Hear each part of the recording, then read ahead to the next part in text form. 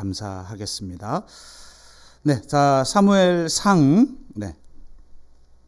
18장 6절에서 11절까지의 말씀 우리가 한 목소리로 같이 읽도록 하겠습니다. 같이 읽습니다. 무리가 돌아올 때 곧 다윗이 블레셋 사람을 죽이고 돌아올 때에 여인들이 이스라엘 모든 성읍에서 나와서 노래하며 춤추며 소고와 경쇠를 가지고 왕 사울을 환영하는데 여인들이 뛰놀며 노래하며 이르되 사울이 죽인 자는 천천히요 다윗은 만만이로다 한지라.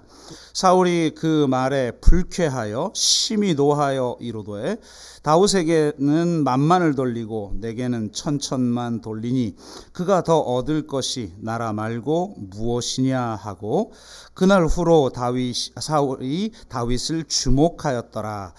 그 이튿날 하나님께서 부리시는 양령이 사울에게 힘있게 내리매 그가 집 안에서 정신없이 떠들어대므로 다윗이 평일과 같이 손으로 수금을 타는데 그때에 사울의 손에 창이 있는지라. 그가 스스로 이르기를 내가 다윗을 벽에 박으리라 하고 사울이 그 창을 던졌으나 다윗이 그의 앞에서 2번 피하였더라. 아멘.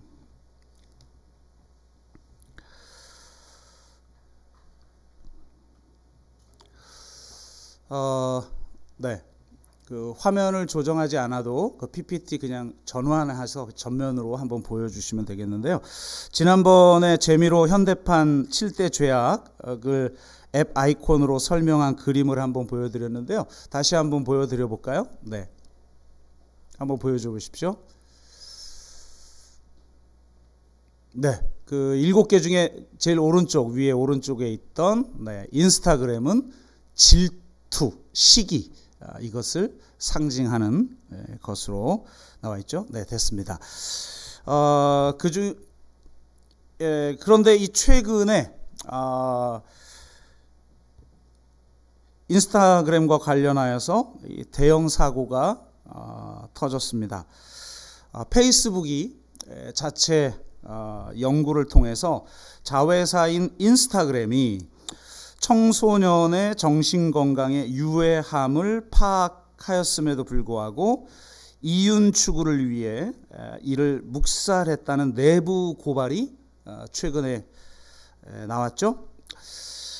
익명이었던 내부 고발자가 미국 언론에 이제 정체를 드러냈는데 페이스북에서 데이터 과학자로 일했던 프랜시스 호건이었습니다. 이제 미 청문회까지 열려서 이제 출두하였는데요.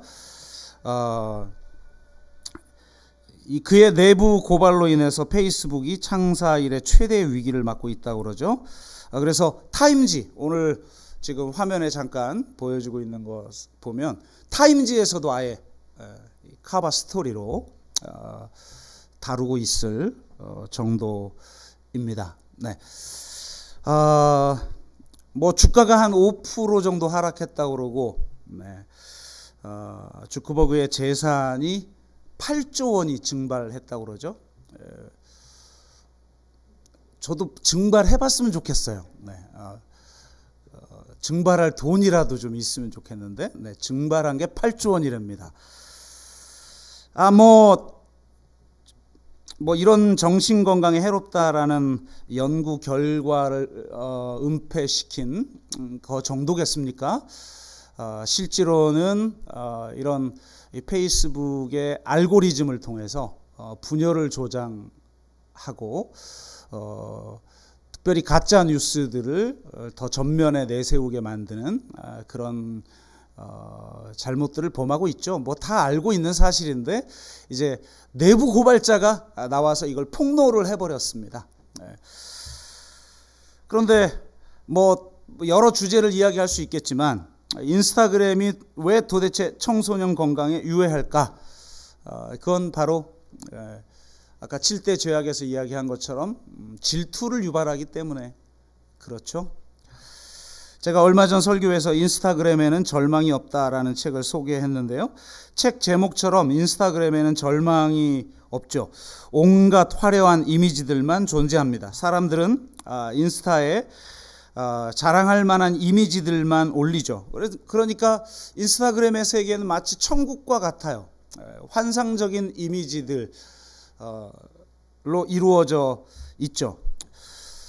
거기에 나오는 모든 사람들은 몸매도 예쁘고 옷도 잘 입고 명품을 소비하고 또 행복한 일상을 보내고 있고 또 자주 여행을 갑니다. 핫하고 힙한 그런 장소들에 가서 사진을 찍죠. 제 아들이 아르바이트 할 때 카페에서 아르바이트를 한 이야기를 좀 들려줬는데, 이렇게 우리는 차 마시러 가잖아요. 아니면 이제 카공족처럼 가서 책 좀 읽으려고 조용히 차 마시면서 책 좀 읽으려고 카페를 가는데, 이 젊은 사람들은 와가지고 계속 사진을 찍는데요. 뭐 또 이렇게 잘 나오는 각도가 있잖아요. 왜 보면 그거 막 하고 있고 옆에 가고 서로 찍어주고 어제 이렇게 봐 저렇게 봐. 그냥 몇 시간을 그러고 간대요. 참 어떤 경우는 차를 시켜놓고 단 한 모금도 마시지 않고 그냥 나가는 경우도 있대요. 그러니까 사진 찍으러 온 거죠. 그래서 그런 얘기를 이렇게 들으면서 이거 역시 세대가 다르구나, 또 시대도 다르구나, 이런 생각을 했어요. 그러니까 모두가 자기를 전시하고 자랑하기 위해서 살아가죠. 얼마 전에 말한 것처럼 우리 모두가 관종이 되어버린 시대를 우리는 살고 있습니다. 그런데 현실은 어떤가요? 여러분, 인스타라고 하는 건 하나의 상상계죠. 뭐 우리가 보통 실제계, 상징계, 상상계라고 하는 게 이 세 가지로 이 세상이 이루어져 있다고 그러는데, 상상계잖아요. 우리가 그랬으면 좋겠다라고 하는 어떤 세계, 이미지의 세계, 이런 세계일 뿐이지 실제하고 다르잖아요. 우리의 삶은 너무나 초라하고 각박하고 힘들어요. 이 장년들조차 이러한데 아직 단단한 자아상을 가지지 못한 청소년들은 이런 이미지들을 현실로 오인하고 자신의 현실에 대해서 혹은 자기 자신에 대해서 절망하죠. 어떤 아이들은 이것을 견디지 못하고 자살을 하곤 합니다.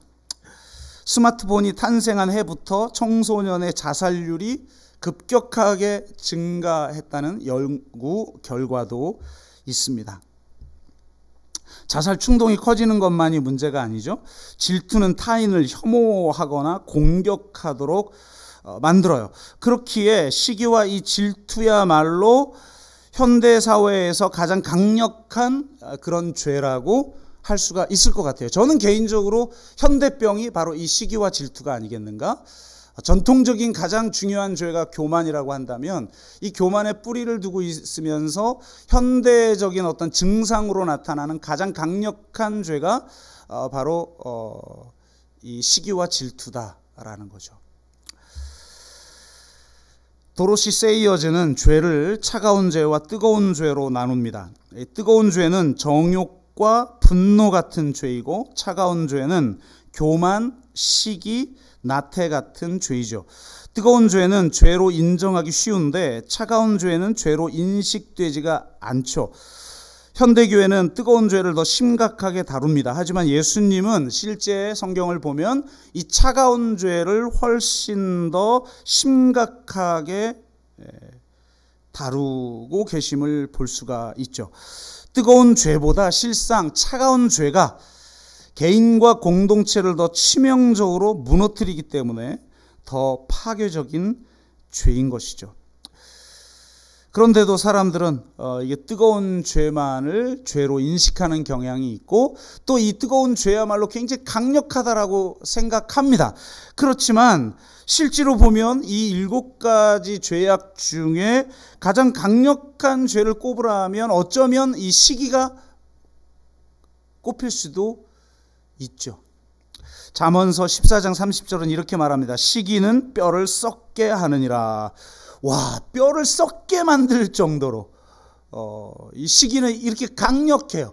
우리 뭐 셰익스피어 4대 비극에서 보면 오델로라는 게 있는데, 그렇게 사랑했던 아내를 이 시기와 질투 때문에 죽이잖아요.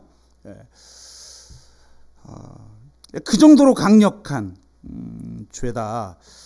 그런데 이 시기와 질투가 아예 모두가 겪고 있는 현대적인 질병이 되어버렸다라고 할 수가 있을 것 같아요.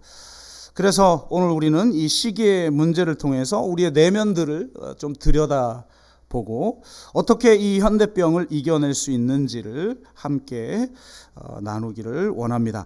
먼저 도대체 시기란 무엇인가 라고 하는 것에 대해서 함께 좀 나누어 보겠는데, 첫째로 시기는 가지지 못한 자들이, 그게 뭐 부든 지식이든 뭐든지 간에 뭐 미모든 뭐든 가지지 못한 자들이 가진 자들에 대해서 느끼는 감정이에요. 이건 뭐 서로 다 다르겠죠, 종류가. 시기는 다른 사람이 잘 되는 것을 한탄하고 혹은 잘난 것을 한탄하고 다른 사람이 못 되는 것 혹은 못난 것을 기뻐하는 것이라 할 수 있습니다. 그러니까 이 시기는 고통과 기쁨이 묘하게 얽혀 있는 것이죠. 사이언스지에 발표된 어느 논문에 의하면 시기하고 질투하는 사람, 그러니까 내가 시기하고 질투하는 그 대상이 불행할 때, 그리고 그 불행을 내가 목격할 때 뇌 속에서 기쁨을 관장하는 부위가 2배 이상 활성화되고 쾌락을 느끼게 된다고 합니다. 학생들로 이루어진 피실험자들이 외모가 출중하고 성적도 좋고 이성으로부터 인기가 높은 학생이 어떤 대본을 읽게 하는데 그 모습을 보고 그 소리를 들을 때 뇌 속에서 고통을 관장하는 부위가 활성화되면서 강한 시기와 질투를 느낀다는 거예요. 네. 그런데 재미있는 것은 바로 이 외모가 출중하고 성적도 좋고 이성에게 인기도 높은 그 학생과 관련한 정보를 이 피실험자들에게 들려주는데, 애인이 바람을 폈더라, 혹은 가지고 있던 자가용이 사고로 완전히 폐차가 되었다, 이런 정보를 들려주었더니 행복을 관장하는 뇌의 부위가 활성화되는 것이 관찰되었다는 것입니다. 뭐 이런 것까지 실험을 해요. 그냥 우리 일상에서 늘 겪는 건데, 남 잘 될 꼴을 못 보고 또 남이 안 될 때 은근히 괜히 기쁜, 그게 이 인간의 심사 아니겠습니까? 그런데 이 시기의 가장 독특한 측면은 그 시기의 대상이 잘 알지 못하는 사람이나 일반적인 사람이 아니라 가까운 이웃이나 친구라는 점이에요. 그러니까 이 시기는 친족 관계나 가까운 이웃 관계에서 발생하는 죄라는 거예요. 뭐 다음 주에 분노에 관련하여서 살펴보겠지만, 이 에덴에서 쫓겨난 인간에게 일어난 최초의 죄는 형제 간의 죄였죠.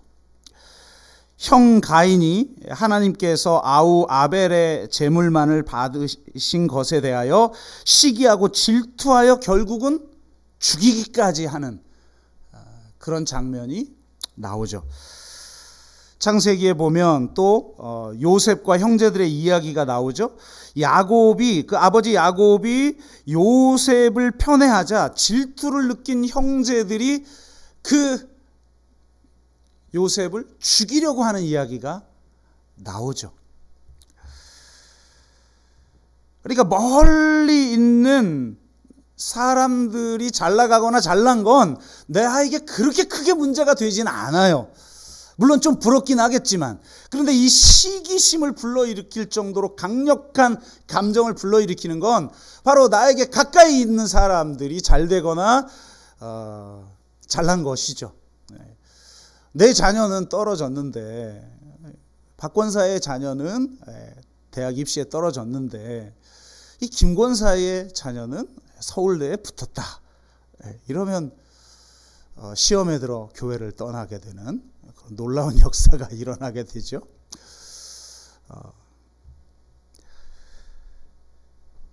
두 번째는, 시기는 어떤 대가를 치르든 경쟁자를 해롭게 하는 것이다 라고 할 수가 있습니다.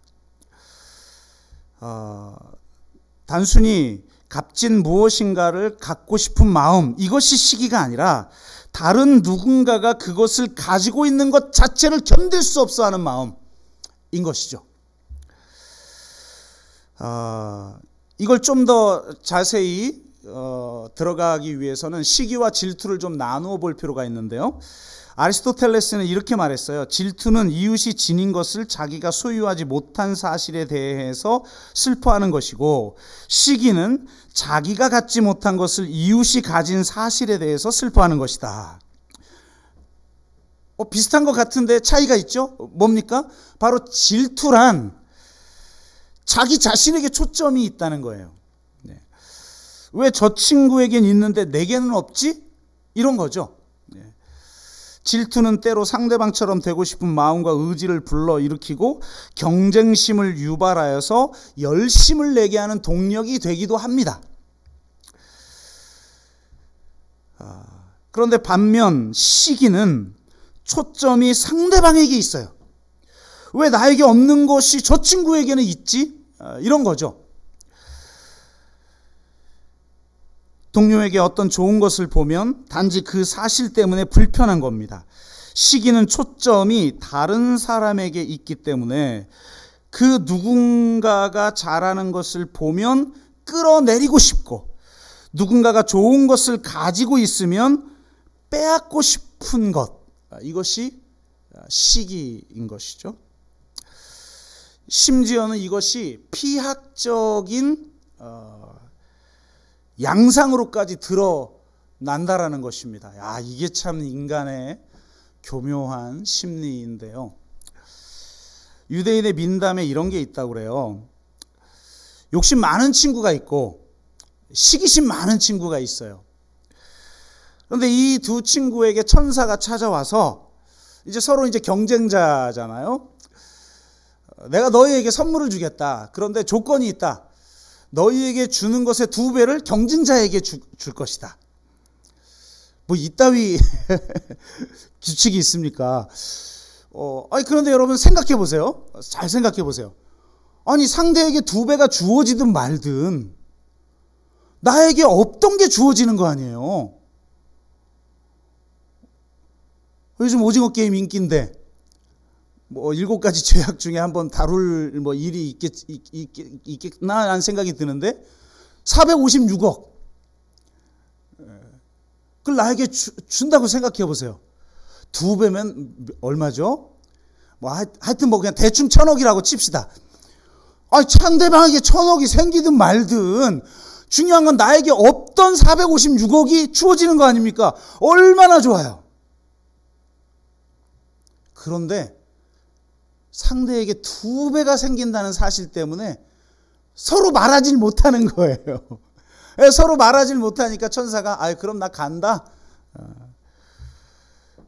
이렇게 말을 하자 천사를 붙잡은 사람이 있어요. 자, 욕심 많은 사람일까요? 시기심 많은 사람일까요? 시기심 많은 사람이 천사를 붙들고 이렇게 얘기합니다. 그러면 저의 한쪽 눈을 멀게 해 주십시오. 그러면 2배를 주는 거니까 상대방은 어떻게 되는 거죠? 두 눈알을 뽑아버리는 거겠죠. 인간이 그렇다는 거예요. 내가 좀 안 되더라도 더 안 됐으면 좋겠는 거예요, 상대가. 이게 시기심이 이렇게 무서운 거죠. 이 시기심의 결과들이 있는데요. 첫째는 결국 시기심은 증오의 꽃을 피운다는 겁니다. 쇼펜하우어에 의하면 시기는 2 부류의 사람에게 영향을 미친다고 하는데요. 첫째는 나쁜 사람들을 칭찬하는 사람들이며, 둘째는 선한 사람들에 대해 칭찬을 보류하는 사람들이다. 참 기가 막힌 이야기인 것 같습니다. 시기는 남잘 되는 꼴을 못 보는 것이죠. 우리 예전에 그런 이야기 한번 들었잖아요. 개 바구니에는 뚜껑이 없다고. 개들을 그냥 그 바구니에 담아 놓으면 누가 빠져나가려고 하면 그 꼴을 못 보고 밑에 있는 개가 끌어내린다. 그래서 뚜껑이 없어도 도망갈 일이 없다. 근데 이게 바로 인간의 심리를 묘사한 그런 예라고 할 수가 있죠. 시기심은 더 무서운 것은 결국 증오로 발전하고, 증오는 분노로 발전한다는 겁니다. 결국 상대를 상하게 만든다는 거예요.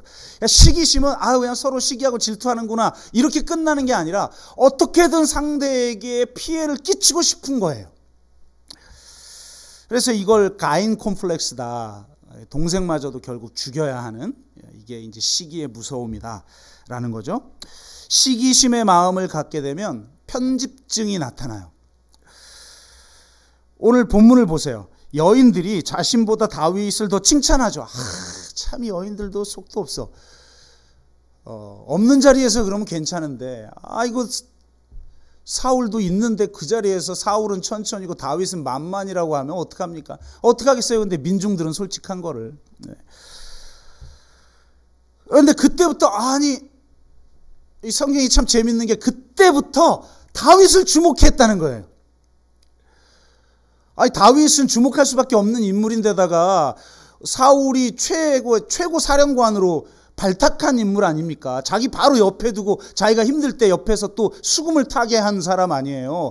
그런데도 늘 보는 사람인데도 이때부터 주목했다는 거예요.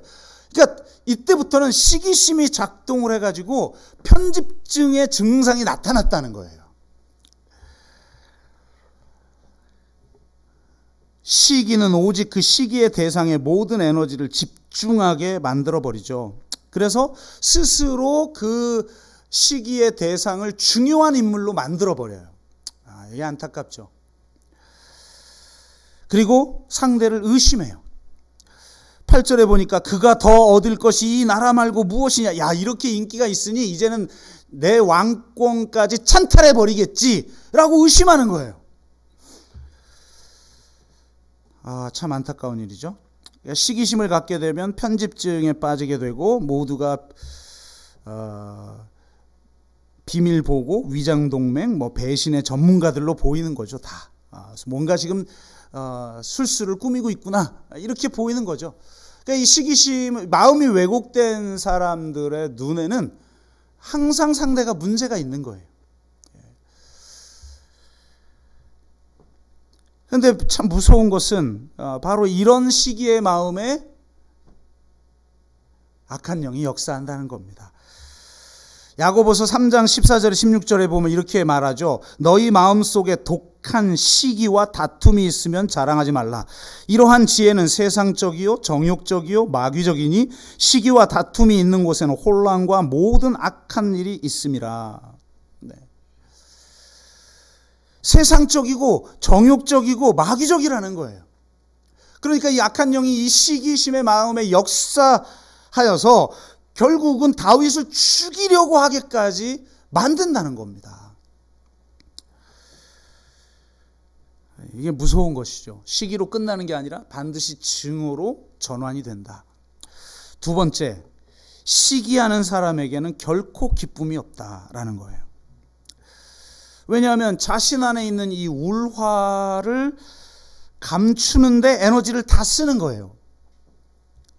그러니까 뭔가 가면 쓴 사람들은요, 인생이 피곤해요. 시기는 그래서 영혼의 활력을 다 갈아 먹어버리고 불태워버리죠. 이런 사람들에게는 기쁨이 사라지고 슬픔만 남아버리게 됩니다.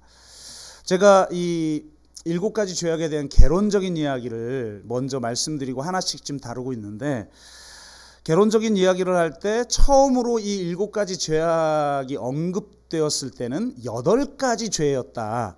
그러니까 8가지 악한 사상이라는 것으로 언급되었다고 말을 했죠. 그런데 그게 합쳐지기도 하고, 2가지가 교만과 허영, 이게 이제 하나로 합쳐지기도 하고, 또 하나가 이렇게 바뀌기도 했다, 이런 말씀을 드렸는데, 그 바뀐 게 뭐예요?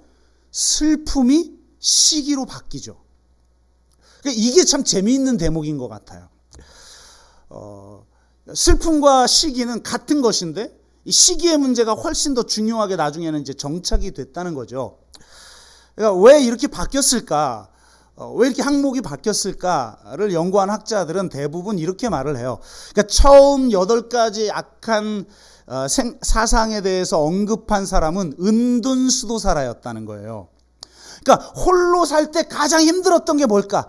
슬픔 아니었겠어요? 외로움과 슬픔 이런 것들이 몰려오기 때문에 홀로 사막에서 은둔하여 수도하는 수도사에게는 이게 너무 큰 문제였다는 거예요. 그런데 점차 수도원이 형성되면서 공동체 생활을 하면서 이제 영성 훈련을 하게 되지 않았습니까? 그러니까 공동체가 형성되고 나서는 이 공동체의 이 공동체를 무너뜨리는 가장 강력한 힘이 뭐냐? 시기라는 거예요. 여러분 목회를 해보면 알잖아요. 목회를 할 때 가장 힘든 게 뭔지 알아요? 이 자격지심이 있는 사람은 진짜 힘들어요. 답이 없어. 외향적으로는 갖가지 이유를 이야기하죠. 뭐 이거 잘못되지 않았냐, 저거 틀렸지 않냐, 걔가 뭐 하자 말은 많이 해요. 근데 내면에 딱 들어가 보면 그 자격지심 열등의식이 있어요. 그리고 남을 시기하고 질투해. 열등의식이 그런 걸 만들어내는 거잖아요.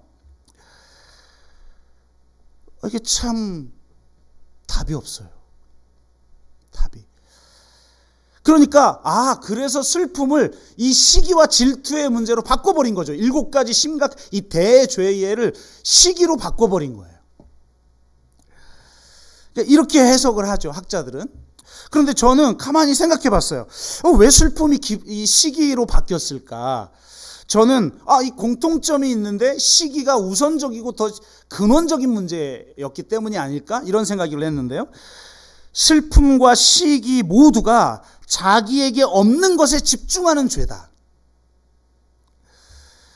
없는 자신에게 집중하다 보면 슬픔이 오고 있는 타인에게 집중하다 보면 시기가 오는 법인 것이죠.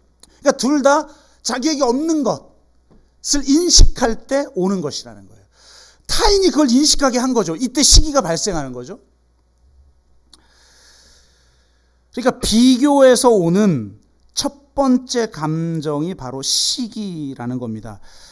그런데 내가 시기를 아무리 해도 그 없던 게 생길 가능성이 없어요. 어떤 시기심은 막 나를 노력하게 만들어서 상대에게 있는 걸 나를 쟁취하게 만들기도 하죠. 그런데 아무리 내가 노력해도 안 될 때가 있어요. 그죠? 그럼 절망하게 되고 그때 사로잡히는 감정이 슬픔일 것이다. 그래서 이러한 슬픔, 시기라는 강력한 에너지가 지나가고 난 자리에 남는 이 슬픔이 삶의 활력을 완전히 잡아먹어 버린다. 그래서 시기는 삶의 기쁨을 다 앗아가 버리고 슬픔에 사로잡히게 만들고 우울함에 빠지게 한다는 거죠. 그래서 이 시기가 저는 현대병이라고 그랬잖아요. 시기와 질투가 바로 현대병인데 그래서 우울증이 많다, 현대사회는. 왜냐하면 내가 시기하고 질투하는 것만큼 그것을 성취할 여건이 너무나 부족한 시대를 살고 있는 거예요. 특히 젊은 세대가. 자아 과잉에 빠져 있고 자기가 중요한 그런 시대. 야, 네 멋대로 살아. 네가 중요해. 중요한 건 너야. 이러는데 그걸 느낄 만한 자원이 부족한 시대를 살아가 버리는 거예요. 그리고 부족해도 옛날에는 노력하면 됐는데 지금은 노력해도 안 되는 시대를 살아가 버리는 거죠. 그러니까 모두가 다 우울하고 우울증이 현대병이 돼버렸다. 여러분 사울을 보세요. 옆에서 수금을 타는 자가 없이는 살 수 없는 그런 정신질환을 겪게 돼요. 그런데 무서운 건 뭐냐? 옆에 이 다윗에게 하나님이 기름 부음을 주셨기 때문에 다윗이 연주를 하면 악령이 떠나갔단 말이에요. 그런데 사울이 시기심에 빠지자 다윗이 오늘 본문에 보니까 연주를 했는데도 악령이 떠나지 않아요. 그러니까 내 안에 있는 7가지 죄악, 그 중에 이 시기심이라는 건 악령을 붙드는 힘이 있다는 거예요. 참 이게 무서운 거죠. 그래서 다윗을 죽이고자 하는 충동에 사로잡혀 들고 있던 단창을 던지죠. 참 안타까운 일인 거예요. 세 번째는 이 시기심이라는 것은 우월감과 열등감이라는 두 감정과 모두 손을 잡는다는 겁니다. 그러니까 시기심의 근원적인 요인, 사실 교만이죠. 그리고 교만은 왜 교만하다고 그랬죠? 교만이 왜 생긴다고 그랬죠? 우월의식과 열등감, 그리고 그것은 동전의 양면이다. 교만한 사람이 열등한 사람이고 열등한 사람은 교만하게 된다라는 거죠. 마찬가지예요. 우리가 결국 왜 시기하는가? 우월감과 열등감인 거예요. 교만한 사람은 자신이, 그러니까 남들이 볼 때 좀 교만하게 보이는 사람, 사실은 내면에 열등의식이 있지만 교만해 보이는 사람은 자신이 남들보다 우월하다고 생각하며 자신을 과시하고 남을 무시하거나 혐오해요. 반면 열등한 사람은 스스로로 연민에 빠지고 차이를 없애려 하고 다른 사람들의 실패를 들추어냄으로써 그들의 지위를 축소시키려고 한다는 겁니다. 우월감이 앞설 때 감히 내까지 게 라며 시기하고 열등감이 앞설 때 감히 나 같은 게 라며 시기를 하는 겁니다. 그러니까 우월감과 열등감은 동전의 양면이라고 할 수가 있어요. 처음 사울 왕은 굉장히 겸손한 사람이었어요. 사무엘까지 인정하죠. 사무엘이 사울을 책망할 때 뭐라고 그래요? 너가 겸손했을 때 하나님이 너를 들어 쓰지 않았느냐? 근데 너 왜 이렇게 됐느냐? 이렇게 말하죠. 그런데 이 겸손했던 사울에게 시기심이 들어갈 때 자기 비하에 빠지게 된다는 거예요. 겸손도 왜곡되게 되는 거죠.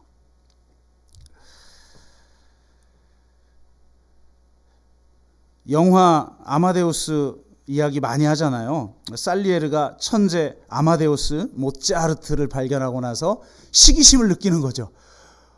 자긴 최고의 음악가라는 찬사를 받았는데 자기도 따라갈 수 없는 천재, 그냥 저건 노력해서 될 문제가 아니라 타고나야 되는 그런 사람들 있잖아요. 여러분 주위에 보면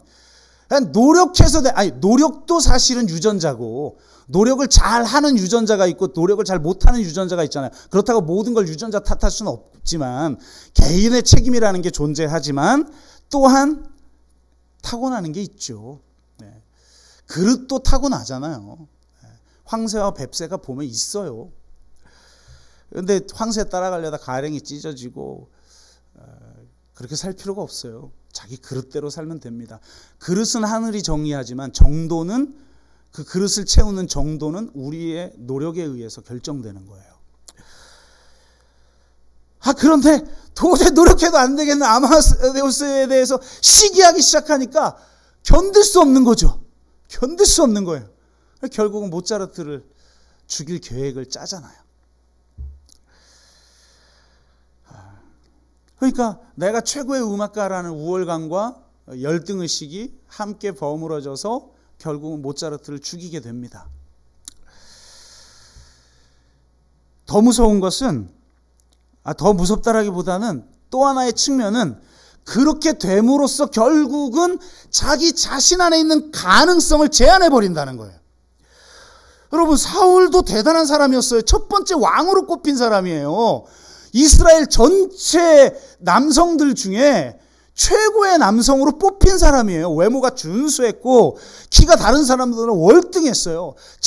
가장 작은 가문 지파의 사람이었음에도 불구하고 왕으로 뽑힌 사람이고 블레셋과의 전투에서 완전히 블레셋을 그냥 초토화시킨 용사였단 말이에요.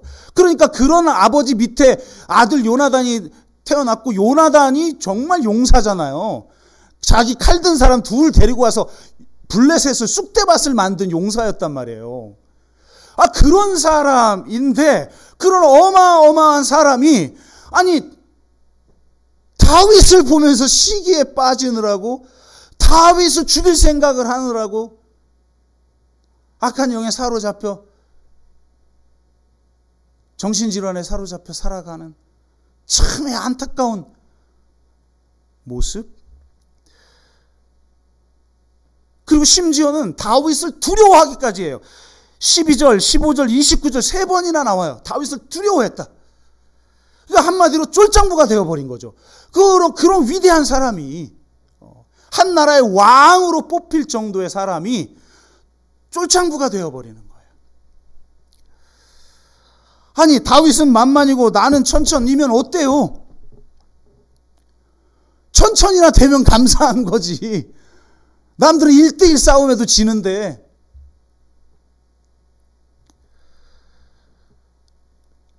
그런데 비교하면서 상대평가를 하면서 자신을 못난 사람으로 만들고 상대에겐 권위와 힘을, 능력을 부여해버리고 있으니 스스로 하나님이 주신 나의 안에 있는 가능성, 나에게 주신 다윗보다는 못하겠지만 그 나에게 주신 그 은사, 재능, 자원, 그것을 가지고 하나님의 사명을 마음껏 성취하는 그런 삶을 살면 되는데 그냥 쪼그라들어가지고 이젠 다윗이나 두려워하는 졸장부가 되어 버렸다는 거, 안타까운 일이죠.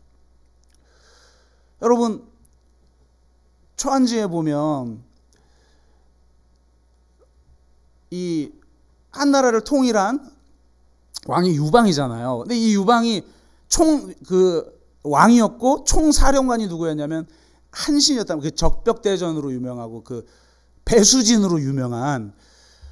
하루는 둘이 대화를 해요. 얘가 너무 잘 나가니까 얘도 이게 유방도 이게 지금 사울 왕처럼 약간 그런 마음이 있었던 거예요. 그래서 혹시 내가 만약에 적과 싸운다면 어떤 결과가 있을 것 같으냐 그랬더니 한신이 왕께서는 워낙 탁월하신 분이니까 10만 적군과 붙어도 이기실 수 있는 분이십니다.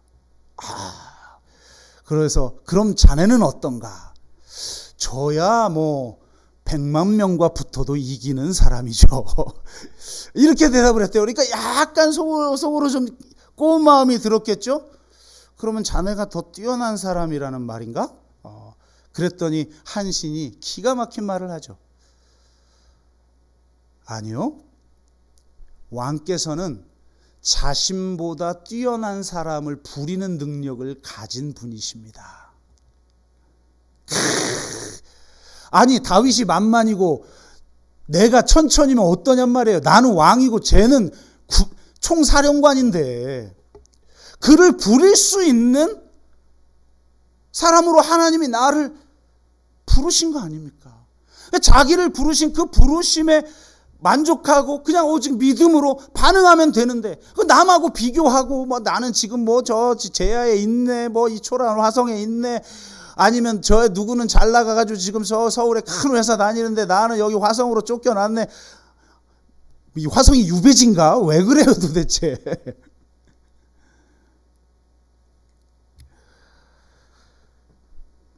너무 안타까운 거죠. 그럼 이걸 어떻게 극복을 해야 될 것인가? 첫째, 우리가 인정하라. 이것이 우리의 해법인데요. 첫째는 하나님을 인정해야 합니다. 하나님은 작은 분이 아니시죠. 하나님은 위대하신 분이에요. 여러분, 천지를, 눈을 들어 산을 보라. 나의 도움이 도대체 어디서 오는고? 천지를 지으신 여호와에게서로다. 여러분, 정말 하나님이 천지를 지으신 분이라는 걸 정말 믿어요? 교리적으로 내가 인지적으로, 교리적인 것을 인지적으로 내가 인정하는 그런 거 말고 정말 그런 분이라는 거로서 내가 인격적으로 정말 받아들이고 그분을 신뢰하냔 말이에요. 많은 사람들은 제로섬 게임에 빠져 있어요. 상대에게 많으면 나에겐 적다라는 이 궁핍의 심리학에 빠져 있는 거예요. 그런데 선의 총량은 무한한 겁니다. 왜냐하면 그 선의 근원이 바로 하나님이시기 때문에 그래요.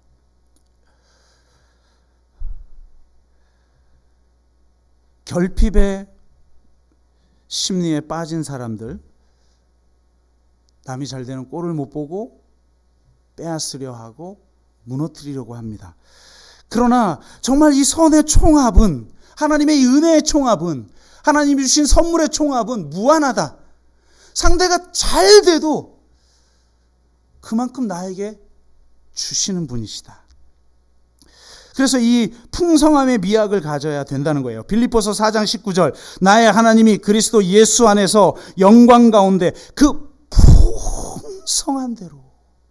아멘. 하나님을 믿는 순간부터 우리의 눈이 바뀌어요. 결핍의 시각에서 풍성함의 시각으로 바뀌는 거예요. 그 풍성한 대로 너희 모든 쓸 것을 채우시리라. 아멘.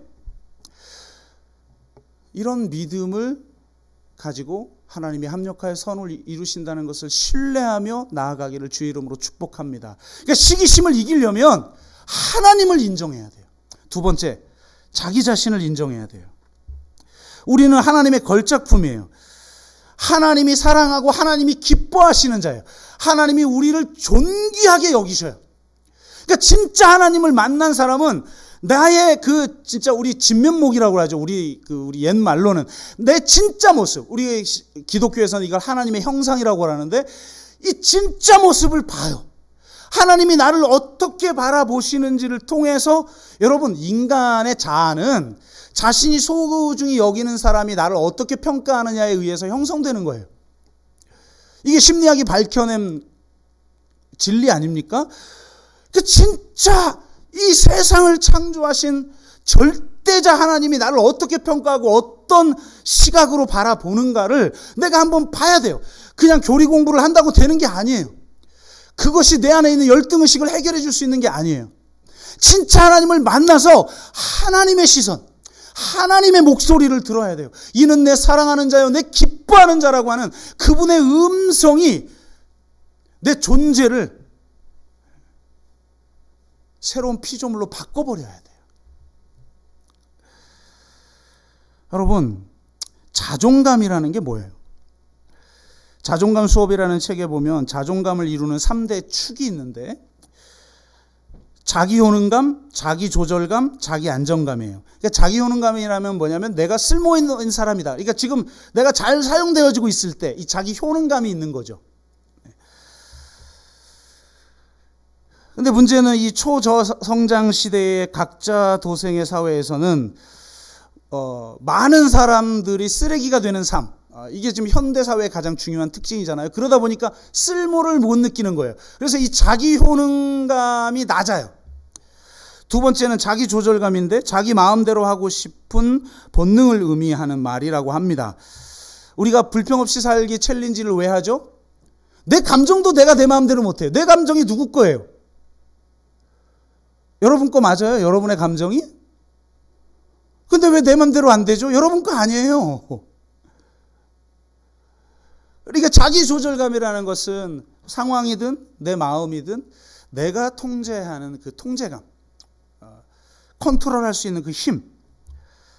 그런데 참 문제는 뭐냐면 현대사회는 이성이 아니라 감성을 더 중요하게 여기는 시대죠. 예전에는 이성이 감성을 억압했어요. 그래서 이 감성을 이성으로부터 해방시켰는데, 그래서 이 감성이 너무나, 감정과 감성이 너무나 중요한 시대, 그래서 이 감성을 터치하지 않으면 사업도 성공할 수 없는 시대를 살고 있어요. 너도 나도 다 내 감정이 중요해요. 근데 참 무서운 건 이 감정이 중요한 시대에 감성 컨트롤이 가장 안 되는 시대를 살아 모두가 우울한 시대를 살고 있다는 거예요. 이게 참 역설이죠.